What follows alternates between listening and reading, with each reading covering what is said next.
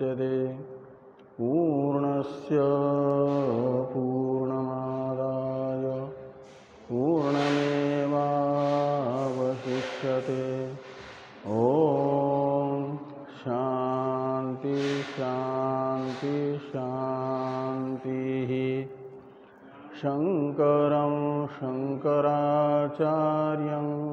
केशवं बादरायणं सूत्रभास्य कृतौ वन्दे भगवन्तौ पुनः पुनः। ईश्वरो गुरुरात्मेति मूर्तिभेद व्योमवद्व्याप्तदेहाय दक्षिणामूर्तये नमः। ओम शांति शांति शांति।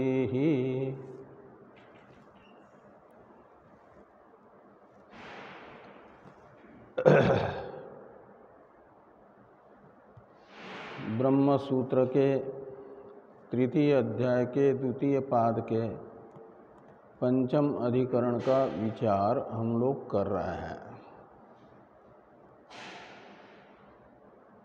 पंचम अधिकरण के 11 सूत्रों की व्याख्या भगवान भाष्यकार ने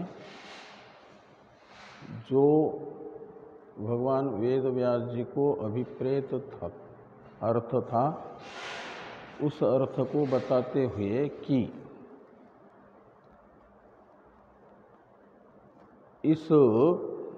इन 11 सूत्रों के समूह रूप अधिकरण की व्याख्या अन्य लोगों ने भी की है। उनके मत का अनुवाद करके उसमें दोष दिखाया जा रहा है। पहले तो एक देशी के मत का अनुवाद करके उसमें विद्यमान दोष बताया गया। एक देशी यहाँ पर 2 अधिकरण मानना चाहते थे, 4 सूत्रों का एक और 7 सूत्रों का एक द्वितीय अधिकरण।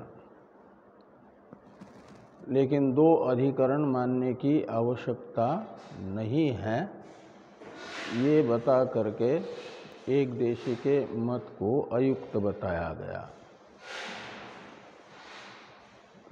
प्रपंच प्रविलयवादी के मत का अनुवाद करके निराकरण करते करते यहाँ तक की चर्चा हो गई है हम लोगों की कि द्वितीयेपि ब्रह्मैव अनियोज्य स्वभावं जीवस्य स्वरूपम जीवत्वन्तु अविद्याकृतम् एव इति प्रतिपादिते ब्रह्मणि नियोज्याभावात् नियोगाभाव एव।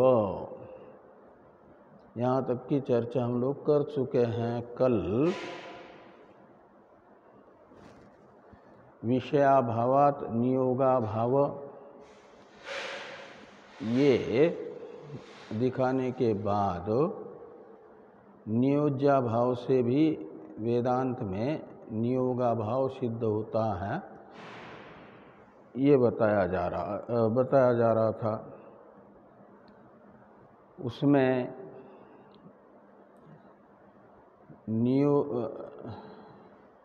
विषयाभावात् नियोगाभाव और नियोज्याभावात् नियोगाभाव, इन दोनों में क्या अंतर है? नियोगाभाव तो एक जैसा ही है। एक में है विषयाभाव, किसका? नियोग का। और नियोग शब्द का अर्थ है व्यापार, प्रयत्न। पहले तो अपूर्व था ही, नियोग एक ही शब्द के कई अर्थ होते हैं ना, तो यहाँ नियोग का अर्थ है व्यापार। व्यापार यानी प्रयत्न साध्य अनुष्ठेय साधन।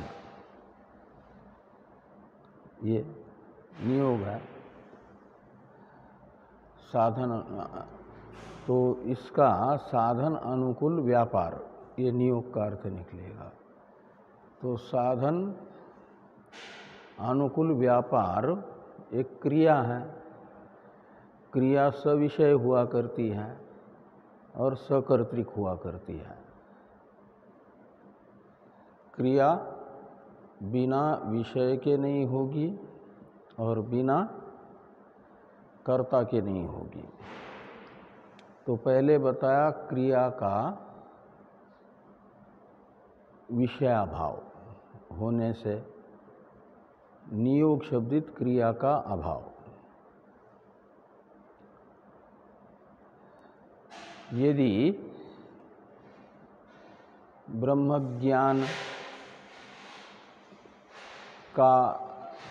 ब्रह्मज्ञान और प्रपंच प्रविलय ये नियोग का विषय मानते हैं,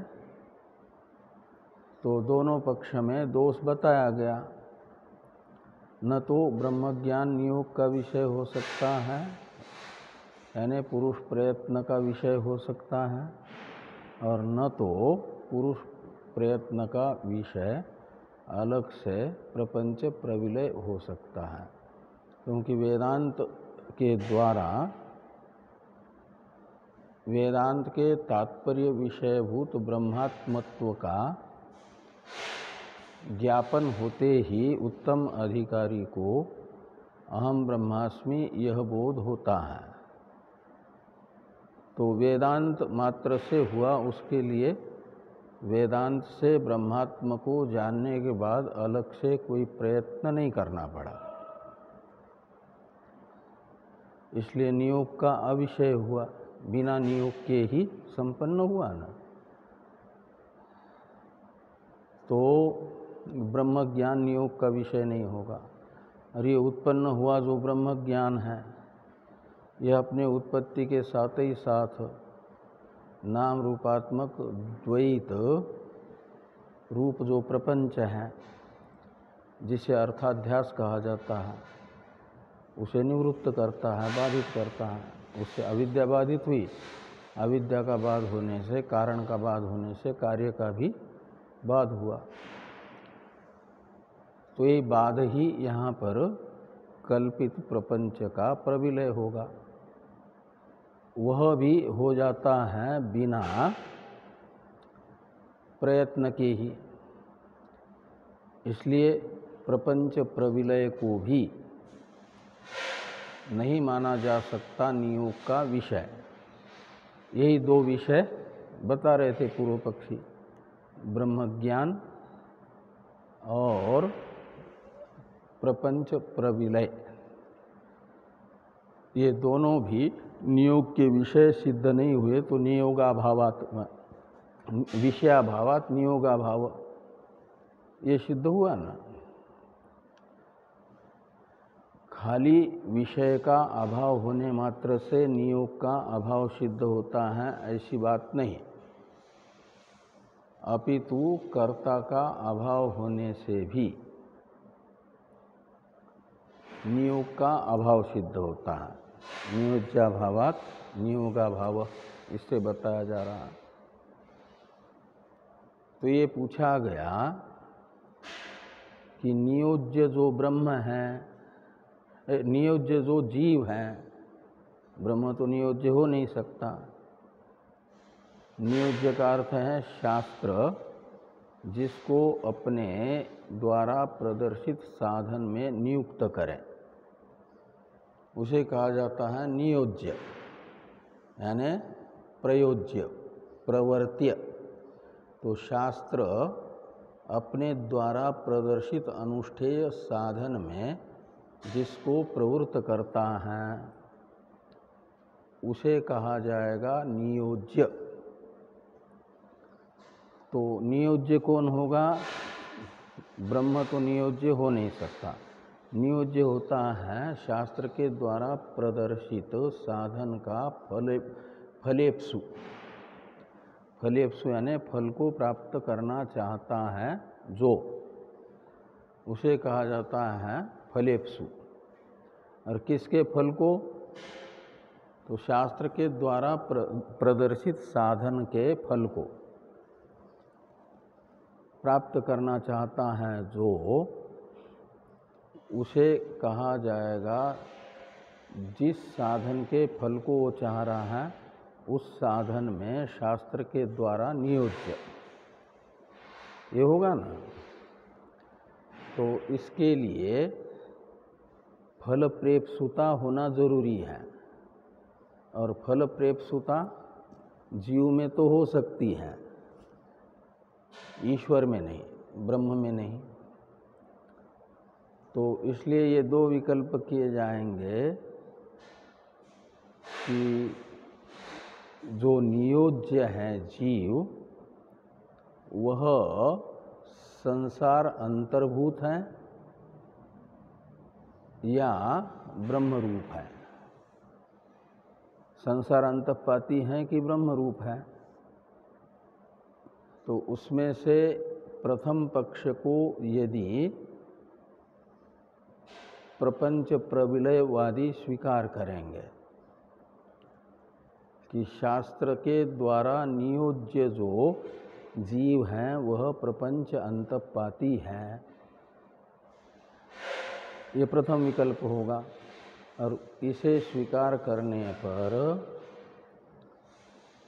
जो दोष आता है उस दोष को बताया जा रहा है प्रथमे विकल्पे इत्यादि से। ये बताया गया कि प्रपंच का प्रविलय तो वेदांत उपदेश जनित ज्ञान मात्र से हो गया, प्रविलय यानी बाध। तो संसार मात्र का बाध हुआ तो संसार अंतःपाती जीव का भी बाध हो जाएगा कि नहीं होगा? वो भी बाधित हो जाएगा। तो बिना नियोग के ही जीव का बाध हो गया तो नियोज्य रहा ही नहीं। अब उपदेश जनित ज्ञान मात्र से नियोज्य का बाध होने से, नियोज्य का अभाव होने से माना जाएगा नियोज्याभावात् नियोगाभाव। ठीक है। इसलिए दूसरा पक्ष यदि स्वीकार करेंगे तो उस पक्ष में भी दोष बताया गया। दूसरा पक्ष है कि जीव ब्रह्म रूप ही है। तो ब्रह्म रूप होगा तो ब्रह्म कैसा है? शास्त्र के द्वारा ज्ञापित जितने भी साधन हैं उन साधनों का अनधिकारी ही ब्रह्म है, अधिकारी नहीं है, अनधिकारी है। ब्रह्म को कौन सा साधन करना है? साधन तो किसको करना पड़ता है? जिसको जिस साधन की इच्छा है, साधन के फल की इच्छा है, अर्थात फलेप्सु जो है उसे साधन की जरूरत पड़ती है। तो ब्रह्म तो किसी भी साधन से जन्य फल का प्रेप्सु नहीं है, फल प्राप्त करना नहीं चाहता है। फल प्रेप्सा ब्रह्म में न होने से ब्रह्म हो जाएगा अनियोज्य, और उस अनियोज्य ब्रह्म स्वरूप ही जीव को मानेंगे यदि, तो जीव भी अनियोज्य हो जाएगा। तो इस पक्ष में भी नियोज्याभाव सिद्ध हुआ, ब्रह्म जीव अनियोज्य ही हुआ ना ब्रह्म स्वरूप होने से। तो नियोज्याभावात् नियोगाभाव ये जो कहा जा रहा था वह सिद्ध होगा दोनों पक्ष में, चाहे संसार अंतःपाती जीव को मान लो, प्रपंचांतःपाती, या ब्रह्म स्वरूप मान लो। दोनों पक्ष में जीव में नियोज्यत्व सिद्ध नहीं हो रहा है। तो नियोज्याभावात् नियोगाभाव ये जो सिद्धांत है यह स्थापित हो जाता है। तो पूर्व पक्षी सिद्धांति से कहते हैं यदि वेदांत में आप कहते हो नियोग है ही नहीं, यानी अनुष्ठेय साधन विषयक विधि है नहीं, ज्ञान विषयक विधि नहीं है, ऐसा यदि आप कहोगे तो फिर विधि बोधक जो प्रत्यय हैं तव्यादि,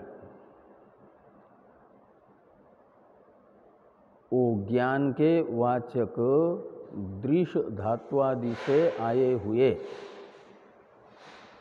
जो विधि के वाचक तव्यादि प्रत्यय हैं, उन प्रत्ययों की क्या गति होगी, यानी उनका क्या प्रयोजन होगा, वो कैसे सार्थक होंगे। ये प्रश्न प्रपंच प्रविलयवादी का सिद्धांति के प्रति होगा, ये ध्यान में आना। इसका उत्तर दे रहे हैं कि द्रष्टव्यादि शब्दा अपि पर विद्या अधिकार पठिता तत्वाभिमुखीकरण प्रधाना ये प्रधाना न तत्वावबोध विधि प्रधाना भवन्ति। तो ये कह रहे हैं कि द्रष्टव्यादि शब्दा अपि, तो द्रष्टव्यादि शब्द का विशेषण है पर विद्या अधिकार पठिता। अधिकार शब्द का अर्थ है प्रकरण, तो पर विद्या अधिकार का अर्थ निकलेगा परा विद्या के प्रकरण में पठित जो द्रष्टव्यादि शब्द हैं, यानी ज्ञान के वाचक जो दृश्यादि धातु हैं, विधि बोधक तव्यादि प्रत्यांत, विध्यर्थक प्रत्यांत जो द्रष्टव्यादि शब्द है, उनका तात्पर्य इसमें है। इसमें तो तत्वाभिमुखीकरण प्रधाना, ये भी तव्यादि, ये द्रष्टव्यादि शब्दा का विशेषण है। ब्रह्म विद्या के प्रकरण में पढ़े गए आत्मावारे द्रष्टव्य इत्यादि शब्द तत्वाभिमुखीकरण प्रधान है, यानी उनका तात्पर्य अपने अधिकारी को तत्वाभिमुख करना मात्र है। याज्ञवल्क्य जी मैत्रेयी को आत्मावारे द्रष्टव्य करके जो कह रहे हैं, तो मैत्रेयी तो अमृतत्व कामा है। अमृतत्व कामा है का मतलब मुमुक्षु हैं, मोक्ष चाहती हैं, और मोक्ष है ज्ञान का फल, इसलिए मोक्ष के साधन के रूप में ज्ञान को बताया जा रहा है। और वो ज्ञान कैसा? अनियोज्य ब्रह्म का आत्म रूप से बोध, इस ज्ञान का फल है अमृतत्व की प्राप्ति। जिस अमृतत्व को मैत्रेयी चाहती हैं, उस अमृतत्व की प्राप्ति का यानी मोक्ष की प्राप्ति का साधन है अनियोज्य ब्रह्म मैं हूँ, ये अनुभव, ये ध्यान में आना। और ये अनुभव तो होगा अनियोज्य ब्रह्म के स्वरूप का प्रतिपादन होने मात्र से। तो फिर द्रष्टव्य ये विधि प्रत्ययान्त शब्द क्या करेगा? वो ये नहीं कहता है कि ज्ञान के लिए प्रयत्न करो। इस अभिप्राय वाला द्रष्टव्य यह शब्द नहीं है, अपितु उसका अभिप्राय क्या है, तात्पर्य किसमें है? तो तत्वाभिमुखीकरण में तात्पर्य है।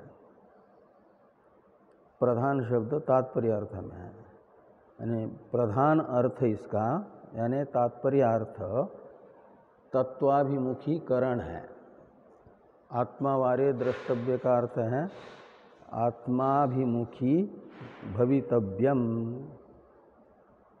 आत्माभिमुख हो जाओ, अपने आप को आत्माभिमुख कर लो। आत्माभिमुख होने का अर्थ क्या है? तो आत्माभिमुख होने का अर्थ है कि ये जो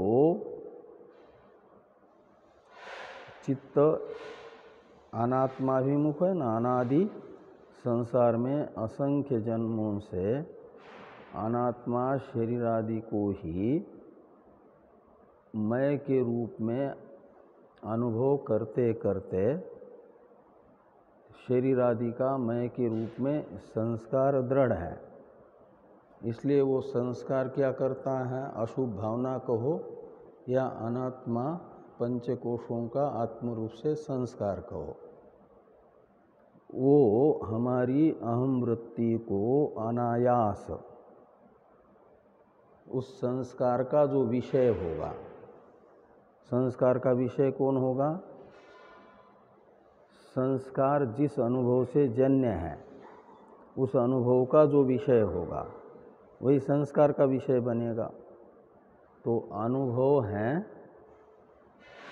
शरीर आदि का मैं के रूप में अनुभव, इसलिए संस्कार भी होगा शरीर आदि का ही मैं के रूप में। तो ये जो विपरीत संस्कार है, विपरीत भावना है, ये क्या करती है? अनायास, यानी यदि हम प्रयास नहीं करते हैं तो सहज ही हमारी अहम वृत्ति को यह विपरीत संस्कार अपने विषय के ओर ले जाता है। तो उसका तो विषय है अनात्मा पंचकोश। तो पंचकोशों में से ही किसी न किसी कोश को आलम्बन हमारी अहम वृत्ति करती है। तो माना जाता है फिर हमारी अहम वृत्ति अनात्माभिमुख हो गई। जिसका संस्कार दृढ़ होगा उसके अभिमुख हो जाएगी।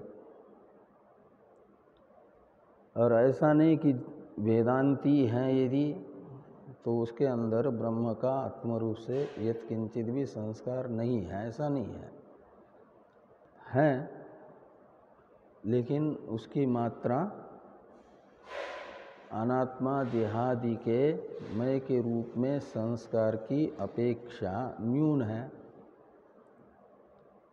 और देहादि के अहंतया संस्कार की मात्रा अधिक है, वो प्रबल संस्कार है। तो दो संस्कारों के अंदर खींचातान होगी, जैसे रस्सा कसी होती है ना, ऐसे इनके अंदर भी अहम वृत्ति रूपी जो रस्सी है उसको कसने की यानी खींचने की स्पर्धा होगी। जो बलवान होगा वो अपने विषय के ओर ले जाएगा, उधर हमारी अहम वृत्ति अभिमुख होगी, अनायास प्रवाहित होगी। तो आत्मावारे द्रष्टव्य इत्यादि शब्द ये कह रहे हैं कि आप अपनी अहम वृत्ति को आत्माभिमुख कर लो, ये मात्र उनका अर्थ निकलेगा। जैसे यदि कोई हितोपदेष्टा हित की बात बता रहा है और जिसको बताई जा रही है वह अन्यत्र मना है, तो उसे कहता है कि हे देवदत्त, सावधान चित्त होकर के सुनो। हे देवदत्त सुनो, हे देवदत्त सुनो का अर्थ होता है सावधान हो जाओ। जो अपना चित्त इधर उधर फैला हुआ है उसे सब ओर से निकाल करके मैं जो बता रहा हूँ उसे सुनने में केंद्रित करो। ये होगा हे देवदत्त सुनो। इस वाक्य का तात्पर्यार्थ होगा कि मेरे द्वारा बताई जाने वाली गूढ़ बात के अभिमुख अपने चित्त को कर लो। कान में ही चित्त को रख लो, इधर उधर मत जाने दो दूसरे विषयों में। ऐसे यहाँ पर आत्मा द्रष्टव्य इत्यादि में अर्थ निकलेगा कि तत्व जिज्ञासु को चाहिए कि अपना मन अशुभ संस्कार के अधीन कराए बिना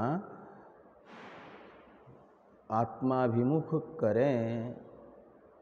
मन यानी अहम वृत्ति, और आत्माभिमुख हुई अहम वृत्ति में आत्मा स्वयं ही अभिव्यक्त होगा। जब सहज अभ्यास करते करते अहम वृत्ति आत्माभिमुख होने लगेगी। ये सहज कब होने लगेगी?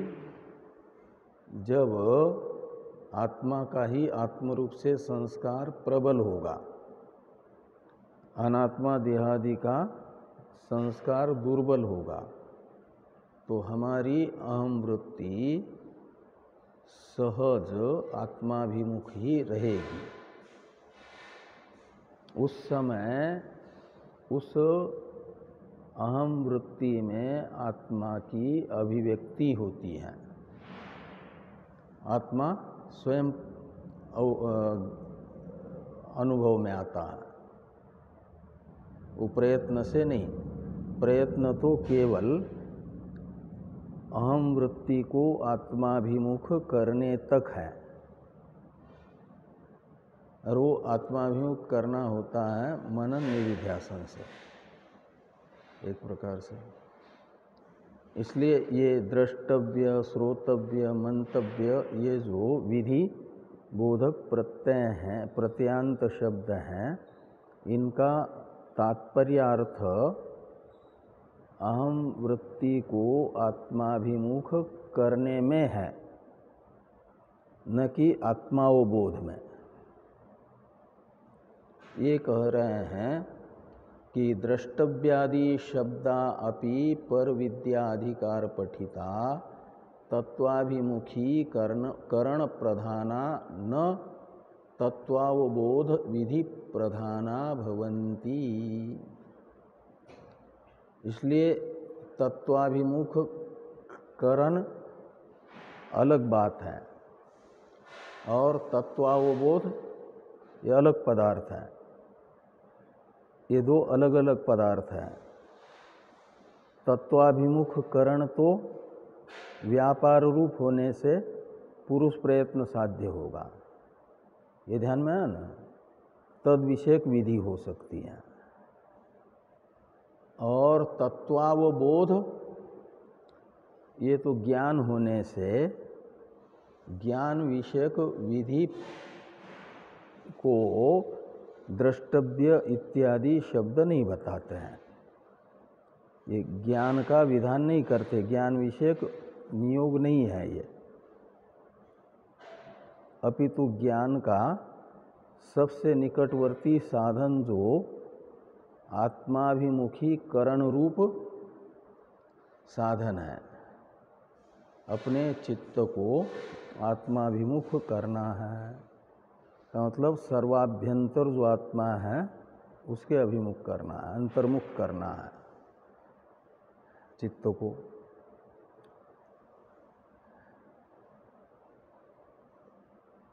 और ये चित्त को अंतर्मुख करना व्यापार है, और वो व्यापार हो जाएगा नियोग का विषय।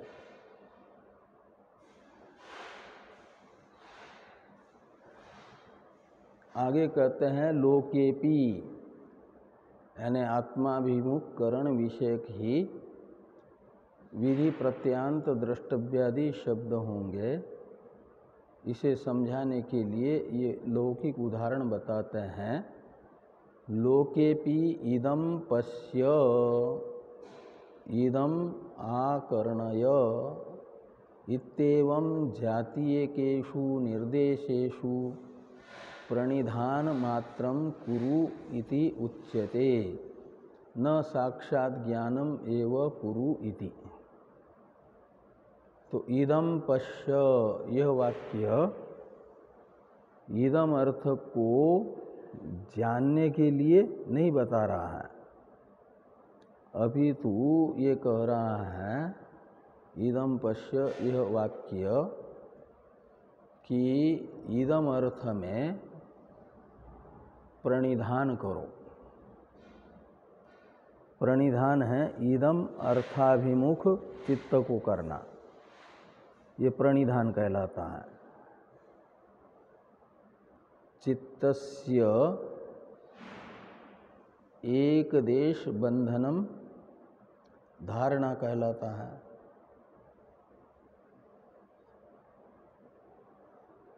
और वही आता है फिर प्रणिधान बन जाता है। तो चित्त को मेरे द्वारा दिखाए जाने वाले अर्थ के अभिमुख कर लो। जैसे अरुंधति तारे को दिखाना होगा, तो सूक्ष्म है ना, उसको देखने के लिए यदि उस दिखाने वाले व्यक्ति के द्वारा दिखाए जाने वाले अरुंधति तारे के अभिमुख मन को करता है कोई, उसी में प्रणिधान करता है, तो वह अरुंधति तारे को जानने में समर्थ होता है। जानने से पहले उसमें प्रणिधान करना पड़ेगा, यानी उसके अभिमुख चित्त को करना पड़ेगा। और जिन अनेकों व्यक्तियों को प्रणिधान, एक व्यक्ति अरुंधति तारे को दिखा रहा है एक साथ, उनमें से जिस जिस व्यक्ति का अरुंधति तारे के अभिमुख मन रहेगा, बिल्कुल ठीक ठीक उसी में प्रणिधान होगा, उनको तो अरुंधति तारे का ज्ञान होगा। और बाकी का यदि प्रणिधान ठीक नहीं है, प्रणिधान में न्यूनता है, तो अरुंधति तारे का ज्ञान भी उन्हें नहीं होगा। तो लौकिक सूक्ष्म अर्थ को भी जानने के लिए लौकिक सूक्ष्म अर्थ अभिमुख चित्त को करना होता है। तो जो अणियान है, यानी सूक्ष्म से भी सूक्ष्मतम है, जो सूक्ष्मता की पराकाष्ठा है, कौन? पुरुष यानी आत्मा, उसे मैं के रूप में अनुभव करने के लिए तो ठीक से प्रणिधान की आवश्यकता है। प्रणिधान यानी आत्माभिमुखीकरण चित्त का।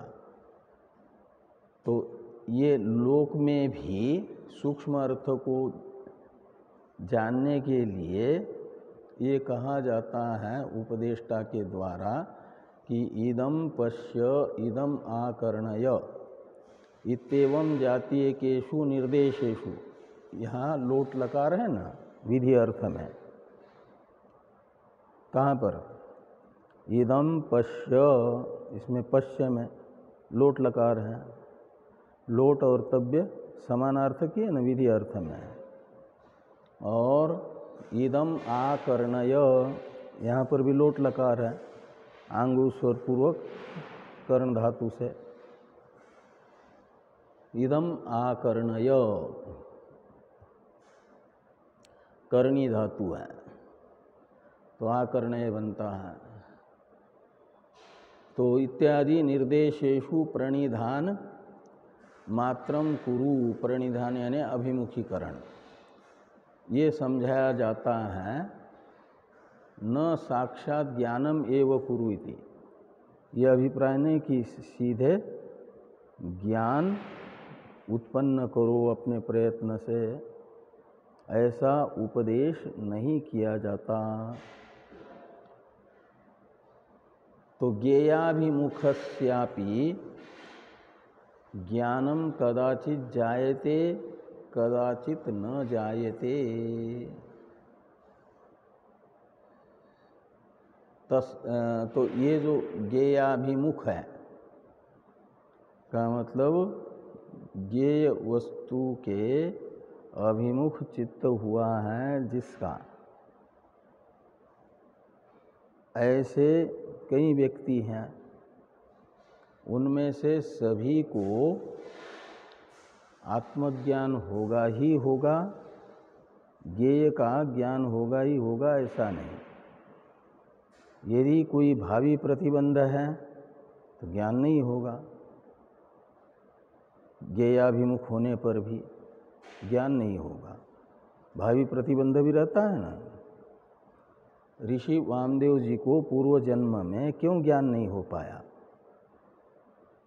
वो ज्ञेयाभिमुख यानी आत्माभिमुख तो हो ही गया था उनका चित्त, कोई गर्भ में अलग साधना थोड़ी की उन्होंने, लेकिन भावी प्रतिबंध था उत्तर जन्म का प्रारब्ध, वो इसी जन्म में बन गया था, साधक जन्म लेते समय ही।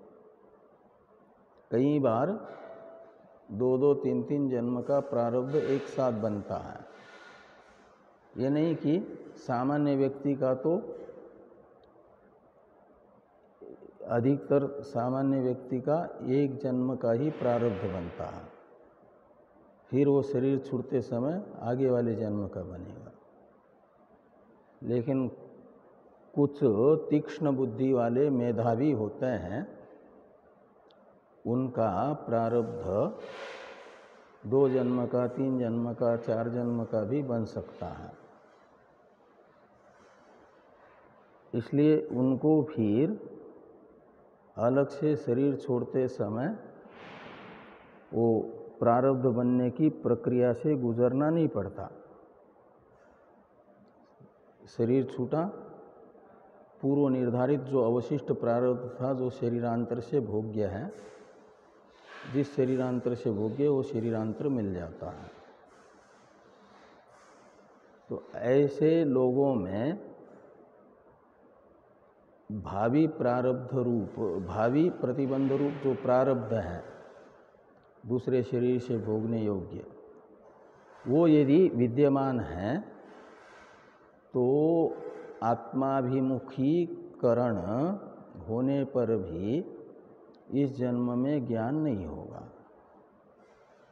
जन्मांतर में होगा। जितना प्रतिबंध है वो भोग करके दूर करने पर होगा। और आपका ये जो है किसी किसी का चित्त आत्माभिमुख हुआ, भावी जन्म का प्रारब्ध भी नहीं है प्रतिबंधक, लेकिन उसमें भी आत्माभिमुखीकरण में तारतम्य होता है। किसी का बहुत ही यानी पूर्ण रूप से आत्माभिमुख हो गया है, किसी का उसकी अपेक्षा कम मात्रा में हुआ है, फिर उससे भी कम मात्रा में। ये जो न्यूनाधिक्य है इसे तारतम्य कहा जाता है। तो आत्मज्ञान के लिए अपेक्षित जो आत्माभिमुखीकरण है उतना नहीं हुआ तो भी ज्ञान नहीं होगा। उसके लिए फिर जितना अपेक्षित आत्माभिमुखीकरण था, जितना हो गया, उससे आगे और करने के लिए यदि इसी जन्म का प्रारब्ध शेष है तो करेगा तब होगा, और प्रारब्ध समाप्त हुआ तो शरीर छूटेगा, फिर भावी जन्म के प्रारब्ध की प्रक्रिया संपन्न होगी, भावी जन्म साधक का होगा। और जहाँ तक आत्माभिमुखीकरण हुआ था वहाँ से आगे की आत्माभिमुखकरण की प्रक्रिया वो शुरू करेगा, फिर ज्ञान होगा। इस दृष्टि से यहाँ पर कहते हैं कि ज्ञेयाभिमुखस्यापि ज्ञानम कदाचित जायते। जो ज्ञेयाभिमुख हुआ है उसे भी ज्ञान उनमें कभी होगा, कभी नहीं भी होगा, यानी किसी को होगा, किसी को नहीं होगा। न जायते तस्मात् तम प्रति ज्ञान विषये एव दर्शयितव्यो ज्ञापयितु कामेन। इसलिए क्या होगा कि जो आत्माभिमुख हुआ है उसे केवल उपदेष्टा को चाहिए कि वह ज्ञेय वस्तु का ज्ञापन मात्र कर ले, ज्ञेय वस्तु के यथार्थ स्वरूप का निरूपण कर ले। किसके सामने? जिसका ज्ञान के लिए अपेक्षित आत्माभिमुखीकरण संपन्न हुआ है। ऐसे व्यक्ति को यदि श्रोत्रिय ब्रह्मनिष्ठ आचार्य के द्वारा आत्मा के वास्तविक स्वरूप का निरूपण किया जाता है, उपदेश किया जाता है, तो उस उपदेश मात्र से ही अहम ब्रह्मास्मि ये बोध होता है। ये यहाँ पर कहते हैं कि तस्मात् तम प्रति, तम शब्द से लीजिए ज्ञान के लिए अपेक्षित आत्माभिमुखीकरण जिस जिज्ञासु का हो गया है उस जिज्ञासु के प्रति ज्ञान विषय एव दर्शयितव्य। तो ज्ञान का विषय जो तत्व है, ब्रह्मात्मत्व है, उसी का दर्शयितव्य का अर्थ है उपदेश अपेक्षित है, ज्ञापयितव्य। वो ज्ञापन आ रहा है किसके द्वारा? तो कहते ज्ञापयितु कामेन, यानी जो उपदेश करना चाह रहा है उस समय उपदेष्टा है, उस उपदेष्टा को चाहिए कि वह केवल ज्ञान के विषयभूत ब्रह्मात्मत्व का स्वरूप ज्ञापन करें। स्वरूप ज्ञापन मात्र से ही आत्माभिमुख हुए जिज्ञासु को अहम ब्रह्मास्मि बोध होगा। ये ध्यान में आया ना? न च प्रमाणांतरेण अन्यथा, अच्छा पीछे है, तस्मिन् दर्शिते स्वयं एव यथा विषयम यथा प्रमाणंच ज्ञानम उत्पद्यते। तो तस्मिन् दर्शित यानी तत्वे, तस्मिन् शब्द से लेना ब्रह्मात्मत्वे, ब्रह्मात्मत्व रूप जो तत्व है उस तत्व का ज्ञापन होने पर, उपदेश होने पर क्या होगा कि स्वयं एव यथा विषयम यथा प्रमाणंच ज्ञानम उत्पद्यते। उपदेश मात्र से ही बिना प्रयत्न के जैसा विषय है और उस विषय का ज्ञापक प्रमाण जो है उस प्रमाण से ज्ञानम उत्पद्यते। तो जैसे औपनिषद है कौन? आत्मा। तो आत्मा कैसा है? तो अनियोज्य ब्रह्म स्वरूप है। तो अनियोज्य ब्रह्म स्वरूप आत्मा, जीव का कहो या आत्मा का कहो, बोध वेदांत प्रमाण से होता है। वेदांत प्रमाण बताता है कि जीव अनियोज्य ब्रह्म स्वरूप ही है।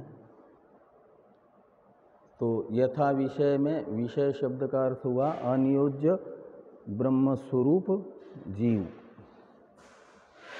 और उसका अतिक्रमण किए बिना, विषयम अनतिक्रम्य इति यथा विषयम, यह अव्ययी भाव समास हुआ है ना। और यथा प्रमाणम, यानी जिस विषय का ज्ञापक जो प्रमाण है उस प्रमाण का अतिक्रमण किए बिना। तो प्रमाणम अनतिक्रम्य इति यथा प्रमाणम, तो जिस विषय का जो प्रमाण है ज्ञापक, उस प्रमाण से विषय का ज्ञापन होते ही ज्ञान हो जाता है विषय अभिमुख हुए अधिकारी को। अलग से प्रयत्न करने की जरूरत नहीं है। इससे एक प्रकार से यथा विषयम यथा प्रमाणम ये ज्ञान का विशेषण जोड़ करके भाष्यकार भगवान ये बता रहे हैं कि ज्ञान वस्तु तंत्र और प्रमाण तंत्र है, पुरुष तंत्र नहीं है, यानी पुरुष प्रयत्नाधीन नहीं है। तो यथा विषयम यथा प्रमाणं च ज्ञानम उत्पद्यते न च प्रमाणांतरेण अन्यथा प्रसिद्धे अर्थे अन्यथा ज्ञानम नियुक्तस्यापि उपपद्यते। यानी पुरुष प्रयत्न नहीं है ज्ञान, इसे स्पष्ट करने के लिए ये वाक्य लिखा कि प्रमाणांतरेण अन्यथा प्रसिद्धे अर्थे, अर्थे का विशेषण है प्रमाणांतरेण अन्यथा प्रसिद्धे। तो प्रमाणांतर के द्वारा जैसा निश्चित है, प्रसिद्ध यानी निश्चित है अर्थे, नियुक्तस्य अन्यथा ज्ञानम न च उपपद्यते, शुरू वाला जो न च है ना, उपपद्यते के साथ जोड़ दीजिए तो अर्थ निकलेगा कि एक प्रमाण से जैसा ज्ञान जिस वस्तु का हुआ है, प्रत्यक्ष प्रमाण से घट का जैसा ज्ञान हुआ है चक्षु प्रमाण से, उससे विपरीत ज्ञान शब्द प्रमाण से नियोक्ता भी नहीं कर सकता, उससे अन्यथा ज्ञान, अपने प्रयत्न से ज्ञान को अन्यथा नहीं कर सकता। जैसे क्रिया को अन्यथा करता है, क्योंकि क्रिया पुरुष तंत्र है, जो पुरुष तंत्र है, पुरुष प्रयत्न साध्य है, उसे तो जैसा प्रमाण ने बताया वैसा भी वह कर सकता है, उससे विपरीत भी कर सकता है, नहीं भी कर सकता है। कर्तुम अकर्तुम और अन्यथा कर्तुम समर्थ होता है न कर्ता, किसको? अनुष्ठेय साधन को। तो ज्ञान तो अनुष्ठेय साधन न होने से यहाँ पर ये कहा कि प्रमाणांतरेण अन्यथा प्रसिद्धे अर्थे अन्यथा ज्ञानम नियुक्तस्यापि न च उपपद्यते। तो जो नियुक्त यानी विधि के द्वारा नियुक्त हैं, वह भी ज्ञान को विपरीत नहीं कर सकता, प्रमाण सिद्ध वस्तु के स्वरूप को बदल नहीं सकता। स्वयं एव चेत अन्यथा उत्पद्येत भ्रांतिरेव स्यात्, यानी प्रयत्न से नियोक्ता ज्ञान को अलग नहीं कर सकता, विपरीत नहीं बना सकता। और यदि ये कहा जाए कि प्रयत्न साध्य ज्ञान न होने से प्रयत्न से तो वह अन्यथा नहीं होगा, लेकिन ज्ञान स्वयं ही अन्यथा हो रहा हो तो कहते फिर वो प्रमा नहीं माना जाएगा। जैसे रस्सी का चक्षु प्रमाण से ही मंद अंधकार में ज्ञान होता है सर्प रूप से, वो भ्रांति है, यथार्थ ज्ञान नहीं है।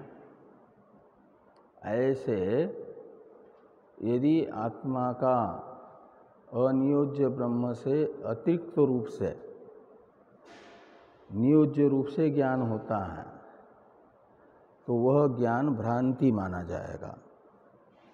इस अभिप्राय से लिखते हैं स्वयं एव चेत अन्यथा उत्पद्येत, उत्पद्येत का कर्ता, उत्पद्येत इस क्रियापद का कर्ता होगा ज्ञानम।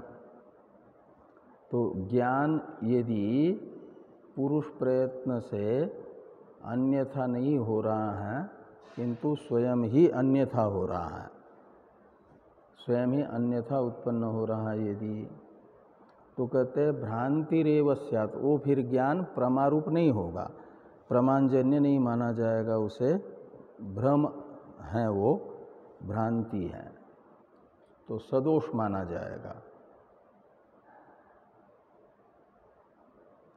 भ्रांति रूप ज्ञान हो जाएगा, अयथार्थ अनुभव हो जाएगा, तद अभावती तत्प्रकारक ज्ञान हो जाएगा वो। तो ज्ञानंतु प्रमाणजन्यम यथाभूत विषयंच न तन्योगशतेनापि कारयितुं शक्यते। तो जो प्रमारूप ज्ञान है वह तो प्रमाण से उत्पन्न होता है और जैसा विषय का स्वरूप होगा वैसा ही ज्ञान निष्पन्न होगा।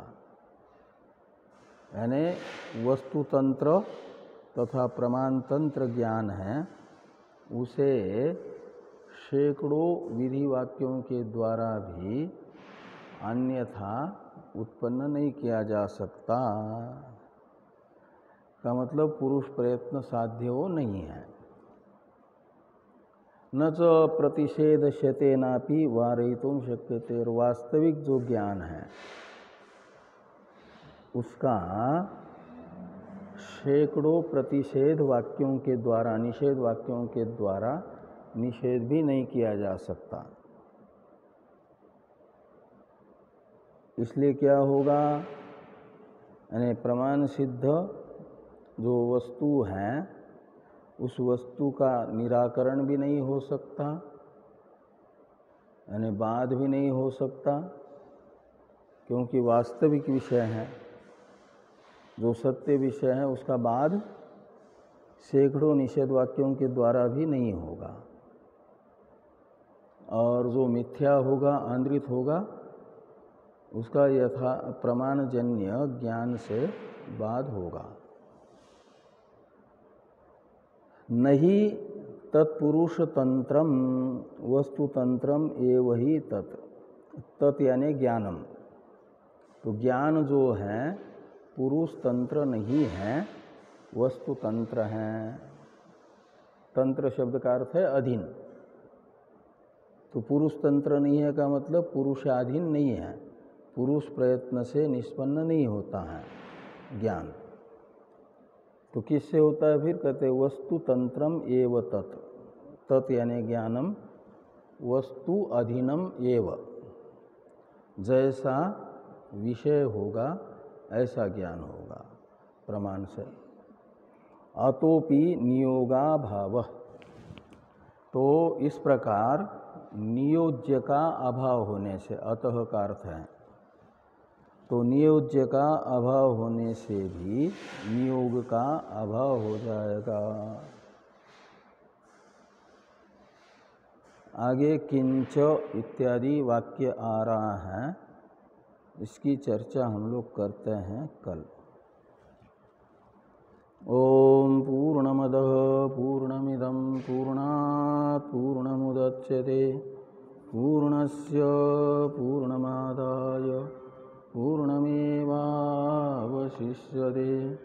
ओम शांति शांति शांति। शंकरं शंकरा